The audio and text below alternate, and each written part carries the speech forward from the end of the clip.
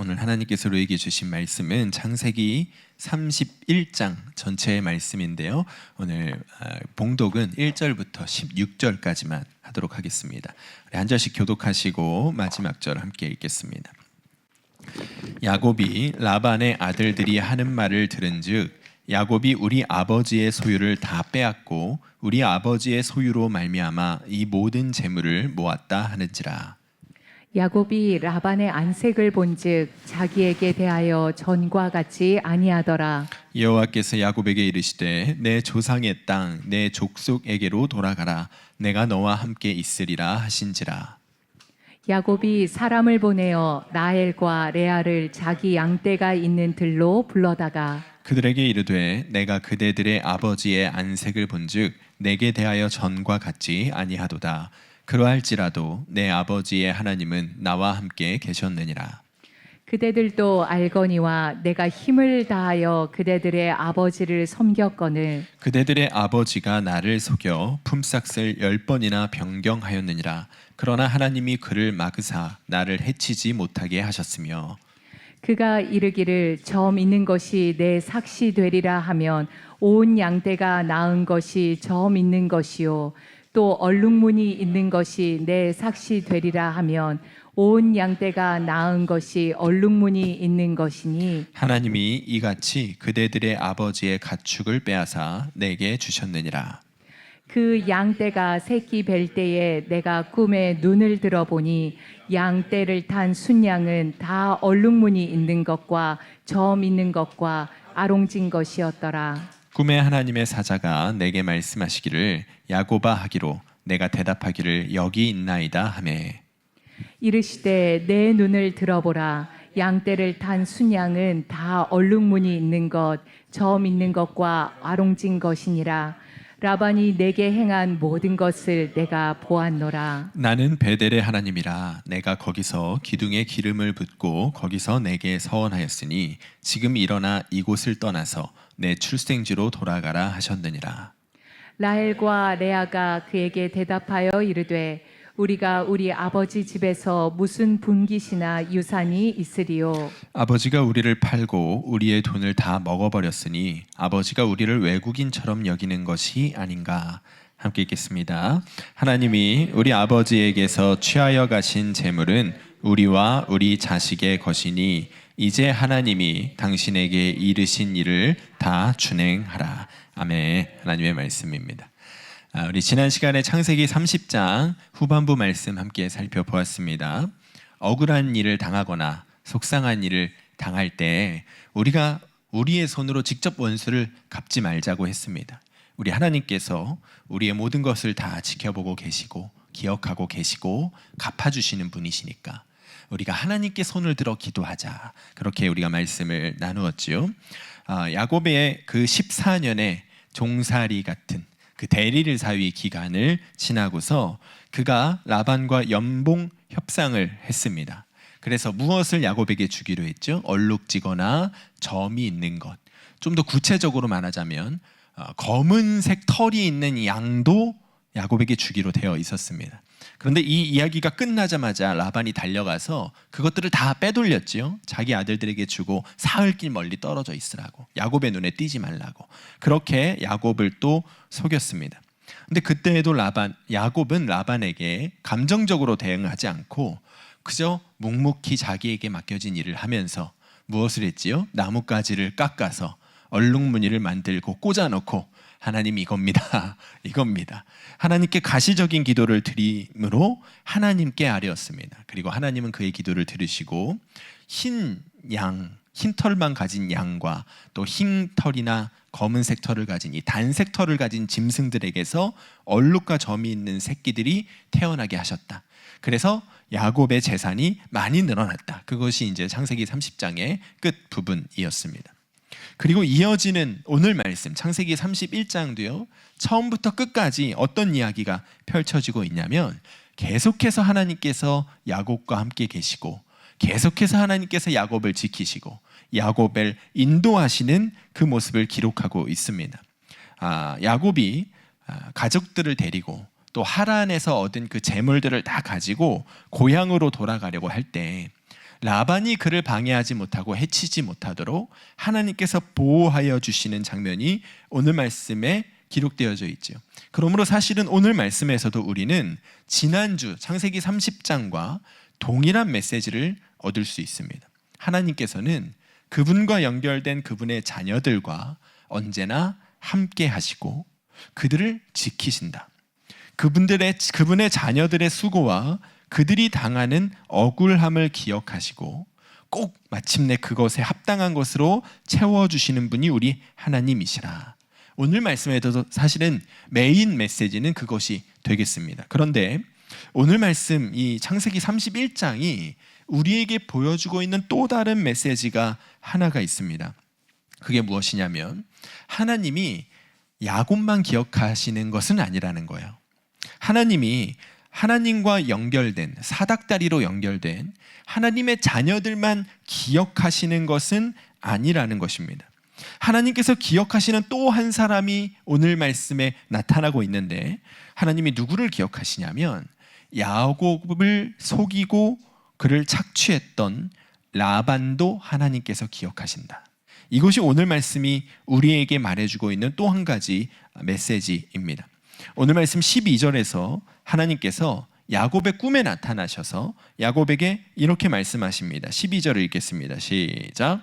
이르시되 내 눈을 들어 보라. 양떼를 탄 수량은 다 얼룩무늬 있는 것, 점 있는 것과 아롱진 것이니라. 라반이 내게 행한 모든 것을 내가 보았노라.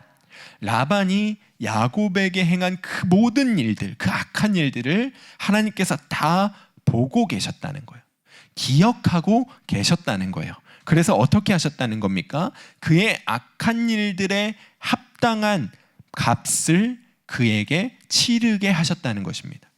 라반이 야곱에게 맡겼던 것은 희거나 검은 단색의 그 양과 염소들이었지만 그것들로부터 얼룩무늬가 있는 짐승들이 태어나게 하시고 또 점이 있는 짐승들이 태어나게 하셔서 라반이 취했던 야곱의 것들을 그대로 다시 야곱에게로 돌려주는 역사를 하나님이 행하셨다는 것이죠.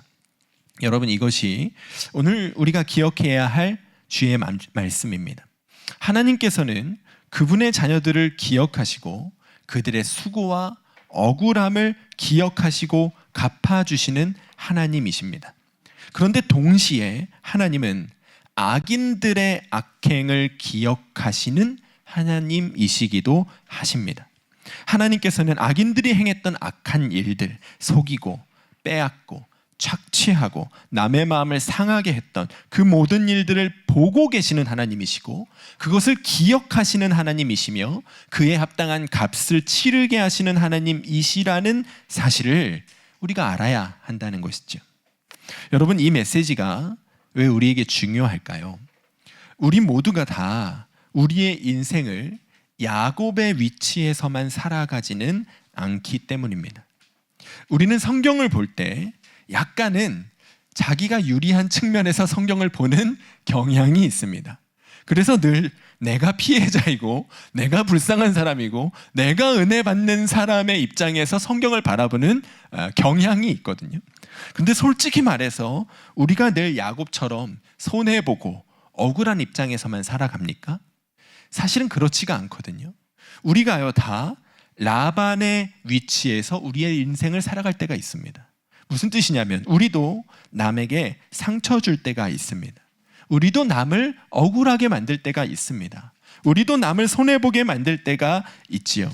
우리 모두가 다 사실은 라반의 모습으로 인생을 살아갈 때도 있는 거예요.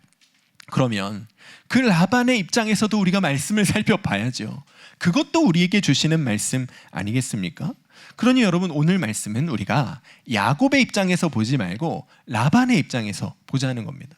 우리 자신이 라반이 되어서 우리가 다 그렇게 살아가는 사람들이니까 라반의 입장에서 하나님께서 그에게 무슨 일을 행하시는지를 살펴볼 수 있어야 한다는 것이죠. 그 관점으로 오늘 말씀을 보면요, 라반의 인생에 자기가 했던 그 악한 일들로 인해서 크게 두 가지 사건이 일어납니다. 첫 번째는 그의 악행으로 인하여 하나님께서 합당한 값으로 갚아주시는 역사가 그의 삶 속에 일어나고, 두 번째는 하나님이 갚아주신 것이 아니라 자기 자신이 했던 그 악한 일들로 인해 자연스럽게 맺혀진 악한 열매들이 그의 삶 속에 일어나는 것을 우리가 볼 수가 있겠습니다. 먼저는 하나님께서 그에게 갚아주셨던 것이 무엇입니까? 우리 조금 아까 살펴보았던 것처럼 야곱에게 속여서 빼앗았던 그 짐승들을 하나님이 그대로 다 야곱에게로 다 돌아가게 하셨지요. 야곱을 속였던 그 순간부터, 그러니까 야곱과 약속했던 얼룩지고 점 있는 그 짐승들을 다 빼돌렸던 바로 그 순간부터 그의 삶 속에 이상한 일이 일어나기를 시작하는 겁니다.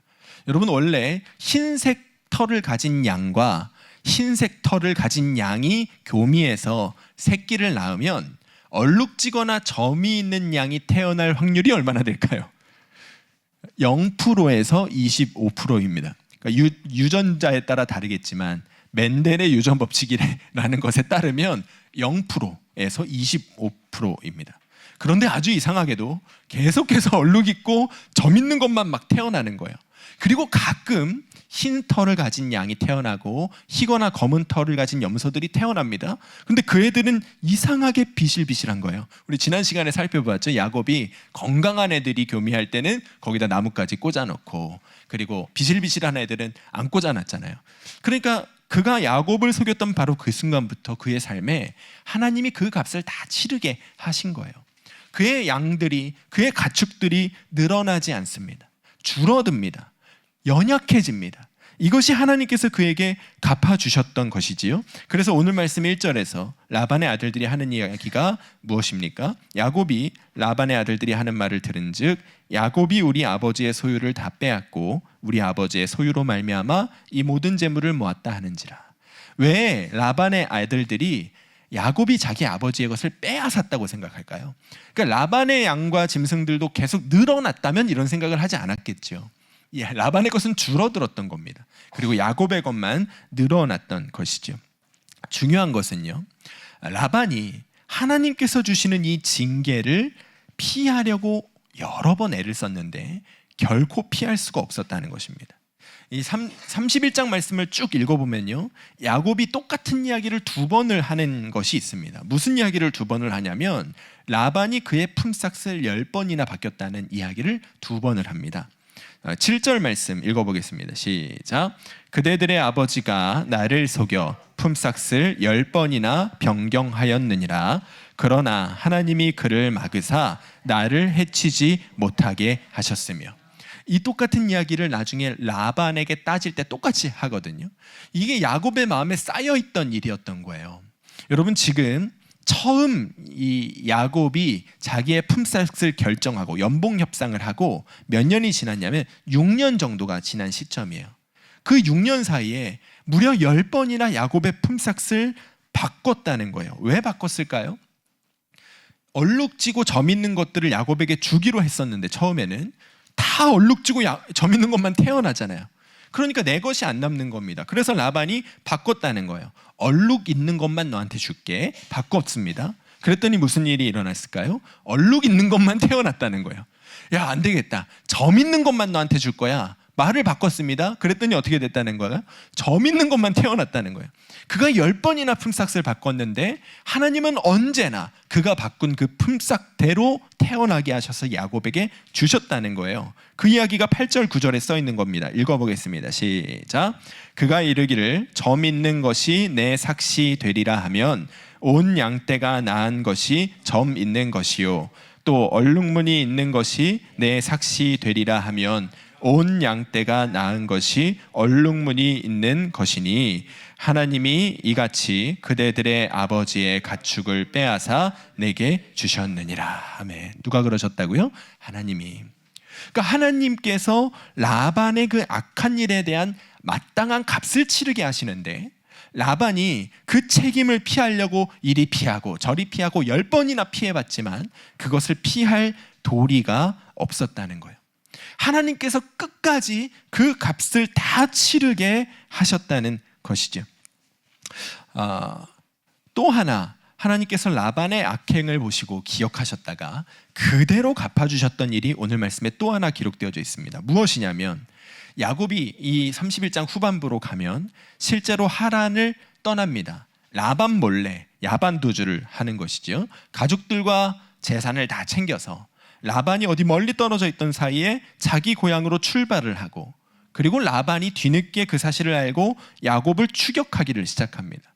무려 7일 길을 달렸을 때 야곱을 따라잡게 됩니다. 그런데 야곱을 잡고 이제 해코지를 하려고 했던 그 밤에 하나님께서 라반의 꿈에 나타나셔서 그에게 말씀하십니다. 24절 읽겠습니다. 시작.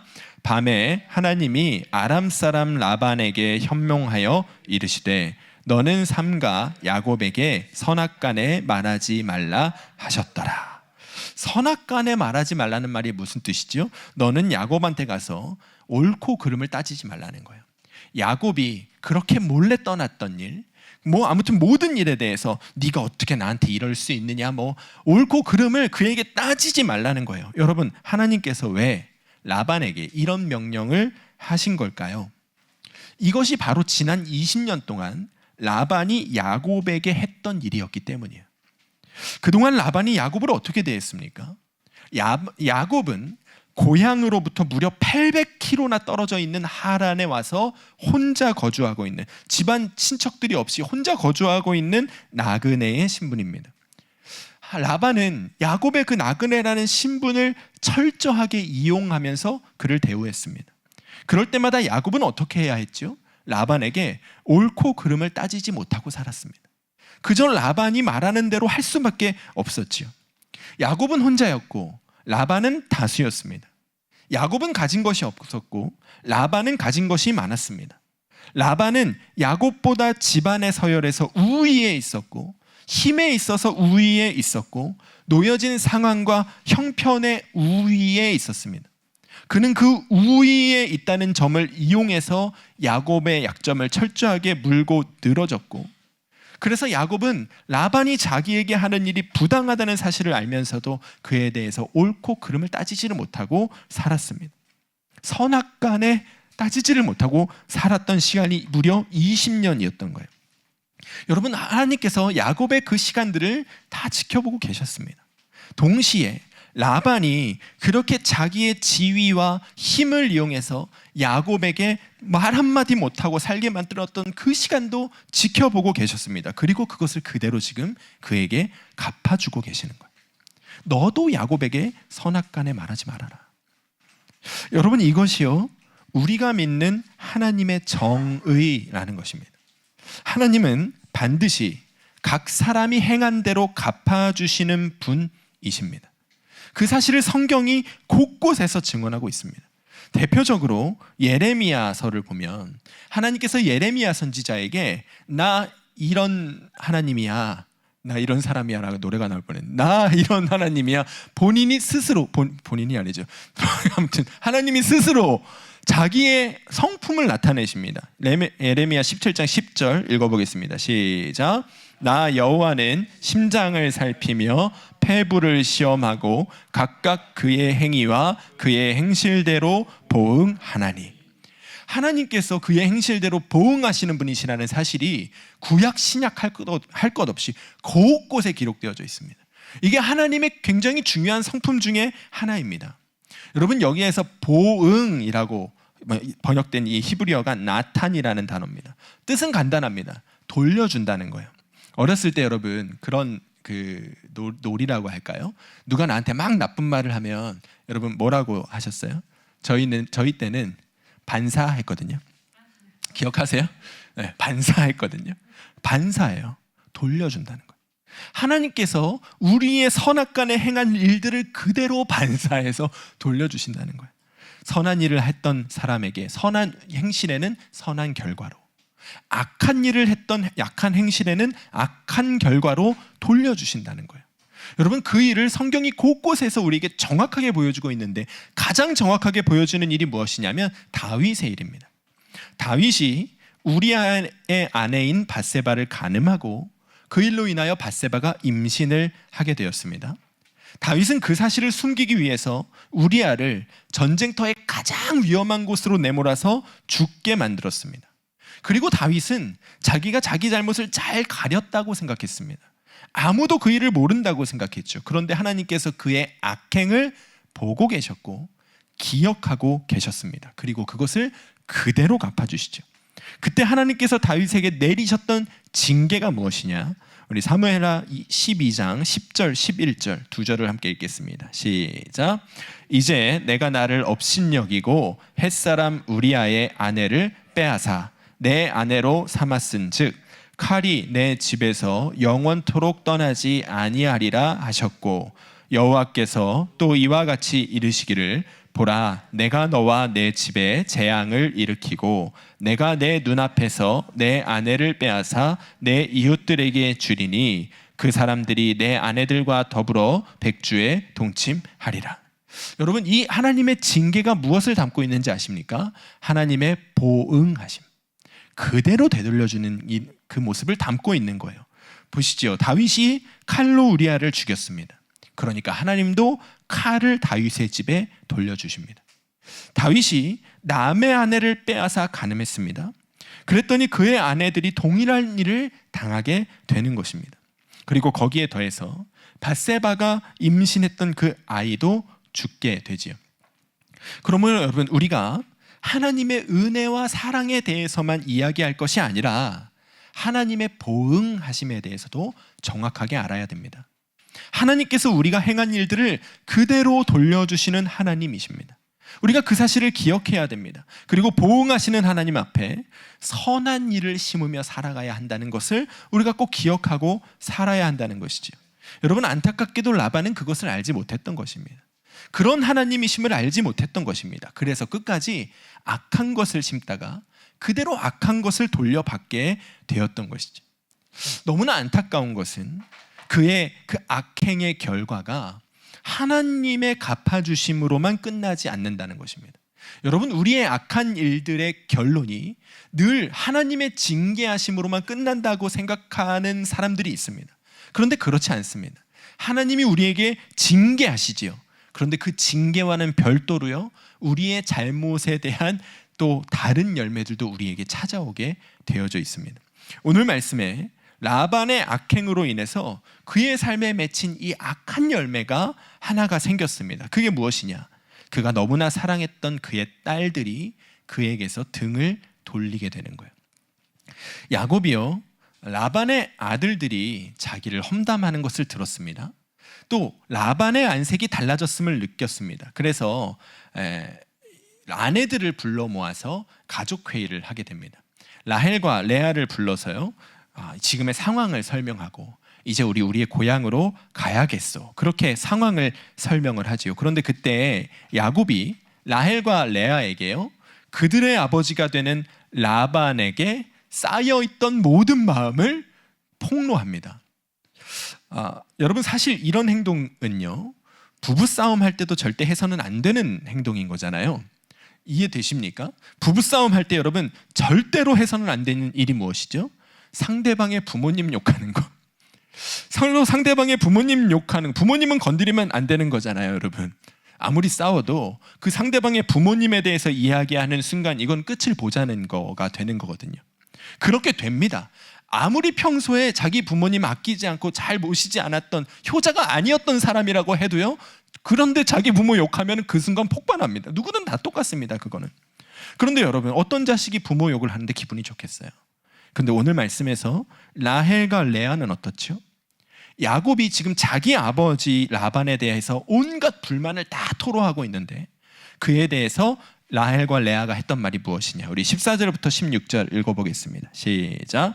라헬과 레아가 그에게 대답하여 이르되 우리가 우리 아버지 집에서 무슨 분깃이나 유산이 있으리요? 아버지가 우리를 팔고 우리의 돈을 다 먹어버렸으니 아버지가 우리를 외국인처럼 여기는 것이 아닌가? 하나님이 우리 아버지에게서 취하여 가신 재물은 우리와 우리 자식의 것이니 이제 하나님이 당신에게 이르신 일을 다 준행하라. 이것이 지금 라헬과 레아의 마음인 거예요. 그들이 지금 어떤 마음을 품고 살고 있었냐면 우리 아버지가 우리를 팔아버렸다. 자기 재산 늘리기 위해서 우리를 팔아버렸다고 느끼며 살아오고 있었다는 거예요. 그들의 마음이 지금 아버지 라반에게서 완전히 돌아서 있는 모습을 우리가 보게 되는 것입니다. 여러분, 이것은요, 하나님의 갚아주심이 아닙니다. 라반이 그동안 했던 일들로 인하여 자연스럽게 그의 삶에 맺혀진 그의 행위의 열매들인 것입니다. 여러분, 그동안 라반이 야곱 대하기를 얼마나 지독하게 대했으면 딸들까지도 아버지에게서 등을 돌렸겠어요. 그동안 라반이 해왔던 행동들, 라반이 해왔던 말들, 그 태도들, 그 딸들이 다 보고 듣고 있었던 것이죠. 그 잘못된 행동들을 그들이 다 알고 있었던 것입니다. 그리고 그 마음에서 이미 아버지가 멀어져 있게 되어 있는 것이죠. 그 모습을 오늘 우리가 보게 되는 거예요. 여러분, 아마도 라반에게는요, 자기 재산이 줄어든 것보다 자기 딸들이 자기에게서 마음이 떠났다는 사실이 더 마음이 아팠을 것입니다. 왜냐하면 사실 라반은요, 자기 딸들을 굉장히 아끼고 사랑했거든요.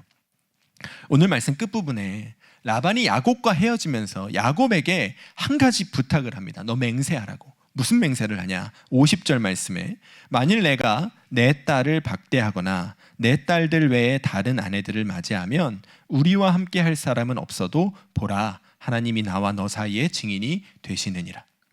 무슨 말이냐면 우리 내 딸들 함부로 대하면 죽어, 이 얘기죠.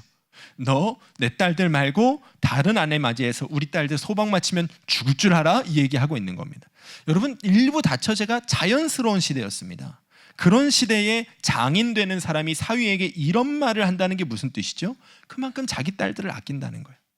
그가 표현은 못했을지 몰라도 아무튼 자기 딸들을 굉장히 사랑하는 마음을 갖고 있었던 것입니다. 그런데 그동안 20년의 시간 동안 그가 해왔던 말과 행동들로 인하여 그의 딸들의 마음은 이미 그에게서 멀어져 있는 거예요. 아버지와 딸들의 사이가 완전히 갈라져 있는 것이죠. 여러분, 우리의 악한 모습들을 우리 자녀들이 다 보고 있고 알고 있습니다. 우리가 했던 말, 우리가 했던 행동, 우리가 품었던 마음들, 우리가 다른 사람을 대하는 자세들, 우리가 집에서 남에 대해서 이야기하는 것들, 여러분, 우리 자녀들이요, 다 보고 있고 듣고 있고 기억하고 있습니다. 그리고 마침내 그것들이 우리 자녀들의 마음 가운데서 어떤 열매로 맺혀지는 때가 옵니다.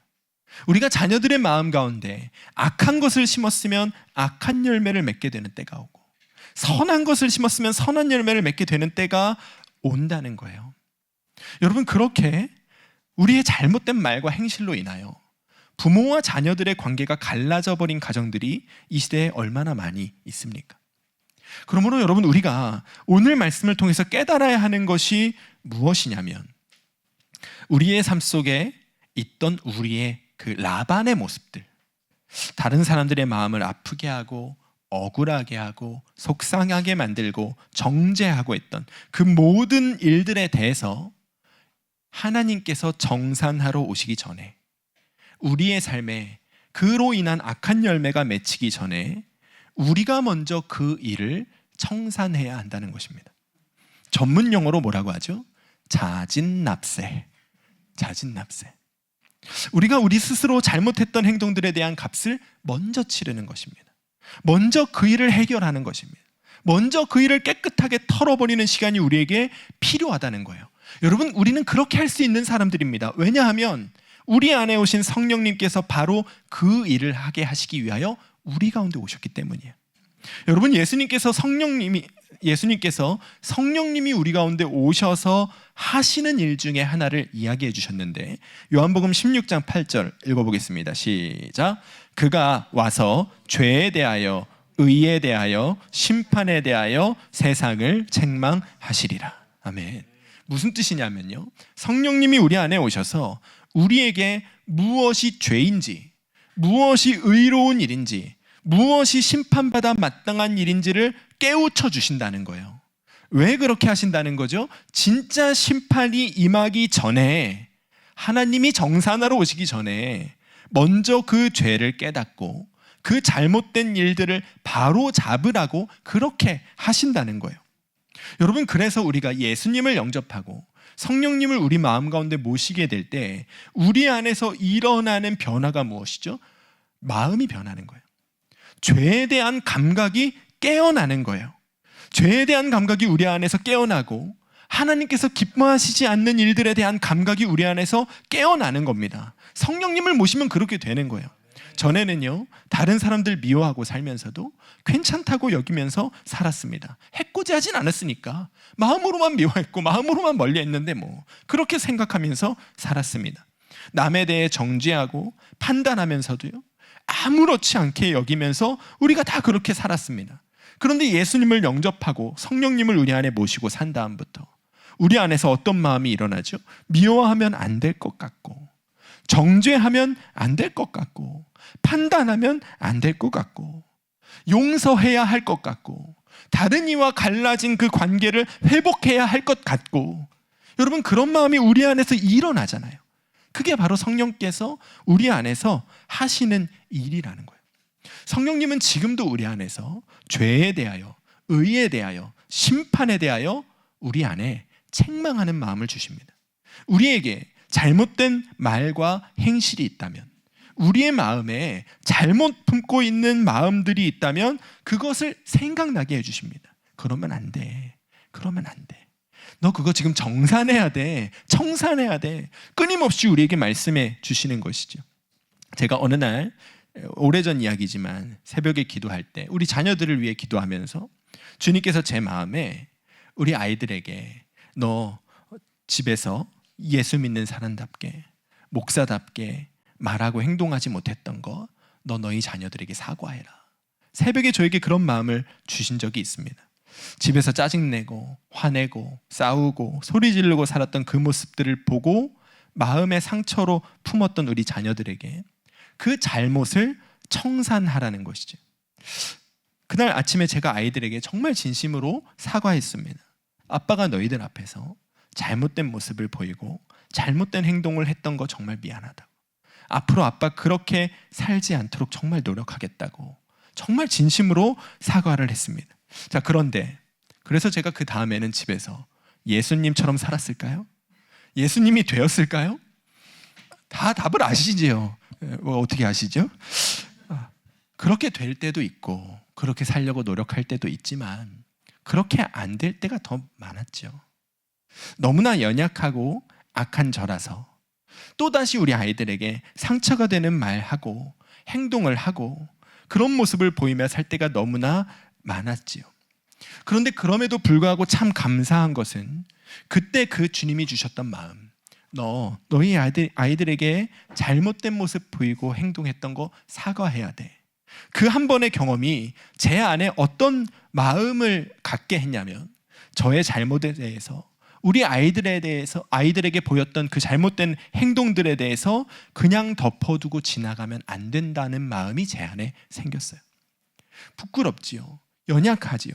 그러나 그 문제가 골마 썩어 터지기 전에, 그것이 악한 열매로 맺혀지기 전에, 또 하나님께서 정산하러 오시기 전에 해결해야 된다. 그래서 종종 아이들에게 여전히 저의 잘못된 모습들에 대해서 사과하기도 하고, 또 대화를 나누기도 하고, 용서를 구하기도 하고, 이해를 구하기도 합니다. 그것으로 다 해결이 될지는 모르겠지만, 여전히 부족하겠지만, 그럼에도 불구하고 너무 늦기 전에 중간 정산을 하려고 노력하며 살고 있는 것이죠. 여러분, 여러분의 마음 가운데에도 주님께서 동일한 마음을 주십니다.